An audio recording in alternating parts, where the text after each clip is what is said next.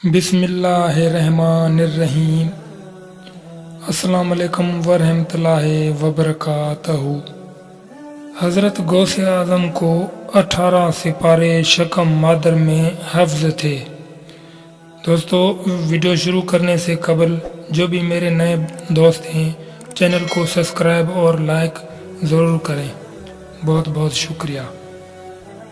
روایات میں آتا ہے کہ حضور سیدنا غوث اعظم رحمۃ اللہ علیہ جب پڑھنے کے لائق ہوئے تو آپ رحمۃ اللہ علیہ کو قرآن مجید کی تعلیم کے لیے ایک مدرسے میں لے جایا گیا تاکہ آپ رحمۃ اللہ علیہ قرآن مجید حفظ کریں۔ جب آپ رحمۃ اللہ علیہ اپنے استاد کے سامنے دو زانو ہو کر بیٹھ گئے تو استاد نے کہا، پڑھو بیٹے، بسم اللہ الرحمن الرحیم۔ آپ رحمۃ اللہ علیہ نے بسم اللہ الرحمن الرحیم پڑھنے کے ساتھ ساتھ علم سے لے کر مکمل 18 سپارے زبانی سنا دیے۔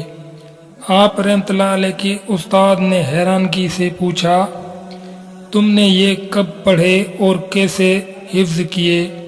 آپ رحمۃ اللہ علیہ نے فرمایا کہ میری والدہ ماجدہ کو یہ 18 سپارے یاد ہیں اور وہ ان کو اکثر پڑھا کرتی تھی جب میں شکم مادر میں تھا، چنانچہ یہ 18 سپارے بار بار سنتے سنتے مجھے یاد ہو گئے تھے۔